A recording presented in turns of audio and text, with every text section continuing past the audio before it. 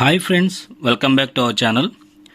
Friends, నాకు ఏ video upload చేసినా సరే మనకు వచ్చే మెయిన్ కామెంట్స్ ఏంటంటే సీసీఏ కట్ ఆఫ్ గురించి. సో ఇప్పుడు మనం మెయిన్ సీసీఏ కట్ ఆఫ్ గురించి ఇప్పుడు మాట్లాడుకోబోయే ముందు అసలుకి మనకి గ్రూప్ డి అప్లికేషన్ ఎన్ని వచ్చాయి, సో దాంట్లో మన సీసీఏ అప్లికేషన్స్ ఎన్ని, అసలుకి సీసీఏ క్యాండిడేట్స్ ఆ అప్లికేషన్స్ వచ్చినంతమంది ఉన్నారా లేదా అనేది మనం ఇప్పుడు చూద్దాము. ఫస్ట్ ఆఫ్ ఆల్ మన వీడియోలో మనకి టోటల్గా మన గ్రూప్ డీకి వచ్చిన అప్లికేషన్స్ చూసుకున్నట్లయితే 1,8,22,423 అప్లికేషన్స్ అయితే రావడం జరిగింది. దాంట్లో మన సీసీఏ క్యాండిడేట్స్ అప్లికేషన్స్ ఎన్ని అంటే 1,31,420 అప్లికేషన్స్ అని చెప్పేసి మనకి వాళ్ళు అప్లికేషన్స్ స్టేటస్ అప్పుడైతే ఇవ్వడం జరిగిందనమాట.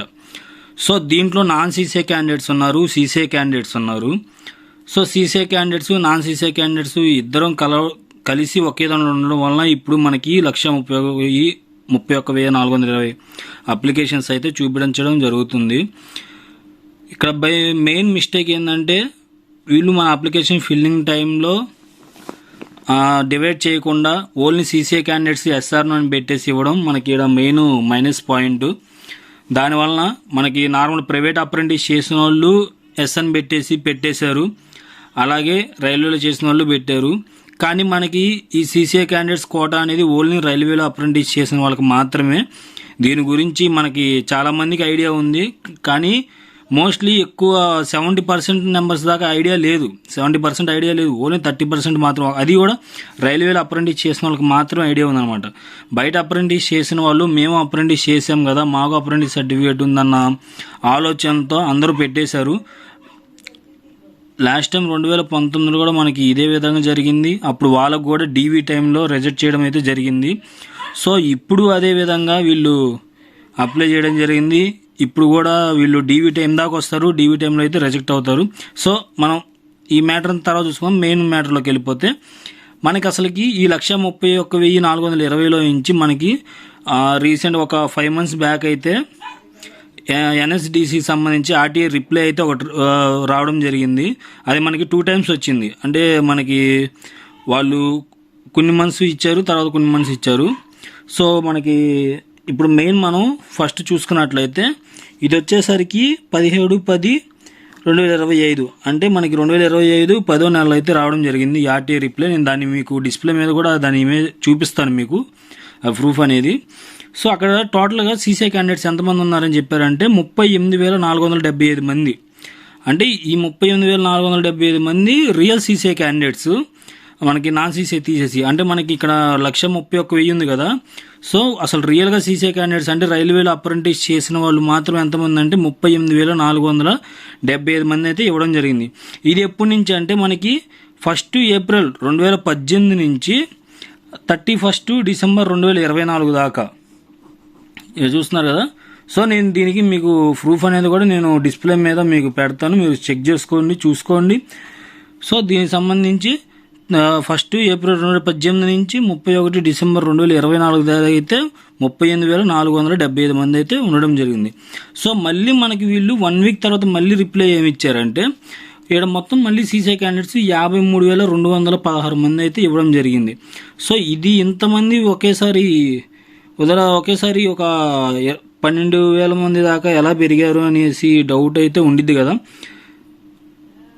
సో ఆ డౌట్ చూసుకున్నట్లయితే ఇక్కడ డేట్ చూసుకోండి. ఇది స్టార్టింగ్ 1 April 2018, ఇది ఓకే, ఇది కరెక్ట్, సేమ్ రెండు ఒకటే ఉన్నాయి. కాబట్టి ఇక్కడ మనకి వీళ్ళు మార్చి 2025 దాకా అయితే తీయడం జరిగింది. అంటే మార్చి 31, 2025 దాకా తీయడం జరిగింది. కానీ మీరు ఈ కౌంట్ లెక్కేసుకోకూడదు, ఈ 53,216 ఈ కౌంట్ లెక్కకూడదు. ఎందుకంటే మనకి నోటిఫికేషన్ వచ్చింది డిసెంబర్లో, మనకి 2024లో నోటిఫికేషన్ వచ్చింది. సో మనకి అప్పుడు డిసెంబర్ దాకా కౌంట్ 2024, అంటే మనకి నోటిఫికేషన్ అయిపోయే టయానికి వీళ్ళకి అప్రెంటిస్ అయిపోయి ఉండాలి. ఇప్పుడు ఈ 2025 మార్చి వీళ్ళకి ఈ డేట్లో కంప్లీట్ అయిన వాళ్ళు మనకి ఆ అప్లికేషన్స్లో కౌంట్కి రారనమాట. సో అప్పుడు మనం ఈ డేట్ పరంగా ఈ 38,000 ఇదే తీసుకోవాలి. సో మనం యావరేజ్గా మనం ఇక్కడ రియల్ సీసీఏ క్యాండిడేట్ తీసుకుంటే 36,000 లేదంటే 40,000 మధ్యలో అయితే ఉండడం జరుగుతుంది. సో మనకి టోటల్ పోస్టులు చూసుకున్నట్లయితే 6488 పోస్టులు అయితే ఉన్నాయన్నమాట. ఇక్కడ యావరేజ్గా ఒక పోస్ట్ లెక్కన చూసుకున్నట్లయితే ఒక పోస్ట్కి 6 మంది అయితే పోటీ ఉండడం జరుగుతుంది. బట్ అన్ని జోన్స్ యావరేజ్గా కలుపుకొని మొత్తం పోస్టుల మీద. సో ఈ విధంగా ఉన్నప్పుడు మనకి దీంట్లో ఈ పోస్టుల్లో ఈ 40,000 మంది అనుకున్నాం కదా, ఈ 40,000 మందిలో అందరికీ హై మార్క్స్ రావు కదా, అందరికి హై మార్క్స్ రావు. పోతే ఇంకోటి ఏంటంటే దీంట్లో అందరూ కన్ఫామ్గా ఎగ్జామ్కి అటెండ్ అవుతారని చెప్పలేము, అందరికి హై మార్క్స్ వస్తాయని చెప్పలేము. సో దానివల్ల ఏంటంటే మీరు ఎక్కువ టెన్షన్ అయితే పెట్టుకోవాకండి. మనకి ఒక పోస్ట్కి 6 మంది లెక్కనే ఉన్నారు. సో సీసీఐ క్యాండిడేట్స్ ఎలాంటి టెన్షన్ అయితే వద్దు. చాలామంది 60, 70, 80 అనుకుంటున్నారు. సో ఆ విధంగా అయితే ఏమి ఉండదు కట్ ఆఫ్. సో మనం ఎక్స్పెక్టెడ్ కట్ ఆఫ్ చూసుకున్నట్లయితే మీరు ఇది ఎక్స్పెక్టెడ్ మాత్రమే, ఖచ్చితంగా ఇలాగే వచ్చిందని మేము చెప్పలేము. ఒక ఎక్స్పెక్టెడ్ పరంగా చూసుకున్నట్లయితే ఇక్కడ సీసీఐకి యూఆర్ క్యాండిడేట్స్కి వచ్చేసరికి 45 నుంచి 50 మధ్యలో ఉంటుంది. ఇక్కడ మనం ప్లస్ ఆర్ మైనస్ చేసుకోవచ్చు, ఒక 2 మార్క్స్ అటు ఇటు. సో 45 నుంచి 50 మధ్యలో ఉంటుంది. అదేవిధంగా ఇక్కడ చూసుకున్నట్లయితే ఓబీసీ వాళ్ళకి 40 నుంచి 45 మధ్యలో ఉంటుంది. ఇది కూడా మనం ప్లస్ ఆర్ మైనస్ చేసుకోవచ్చు.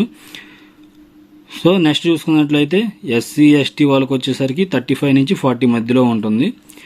సో ఇది friends expected cut off. So ఇంతకు మించి అయితే హైలో ఉండిద్దని అనుకోవట్లేదు. ఎందుకంటే సీసీఐ క్యాండిడేట్స్ అంటే ఇంత కట్ ఆఫ్ అనేది లోలో ఉండాలి కాబట్టి.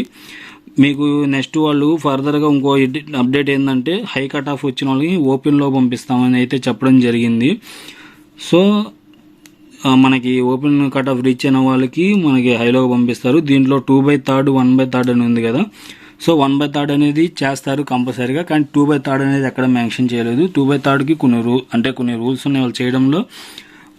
ఎవరికైతే డైరెక్ట్ హై మార్క్స్ కలుస్తాయో వాళ్ళని ఓపీలో పంపిస్తారు. ఇన్ కేసు ఒకవేళ 2/3 చేయకుండా యాడ్ చేసినప్పుడు హై మార్క్స్ వస్తే వాళ్ళకి 2/3 చేస్తారు. ఒకవేళ 2/3 చేసిన క్వాలిఫై కాకుండా ఉంటారు కదా, సో అట్టంటి వాళ్ళకి 2/3 అనేది చేయరనమాట. సో ఆ విధంగా వాళ్ళు 2/3 చేసే దాంట్లో అందరికీ చేస్తారని చెప్పలేము, అందరికీ చేయరని చెప్పను. పర్టికులర్ మనకు వచ్చిన మార్క్స్ని బట్టి వాళ్ళు డిపెండ్స్ ఆన్ వాళ్ళ పోస్టులను బట్టి, పోటీని బట్టి వాళ్ళు చేస్తారు. సో ఎక్స్పెక్టెడ్ కట్ ఆఫ్ అయితే ఇది ఫ్రెండ్స్.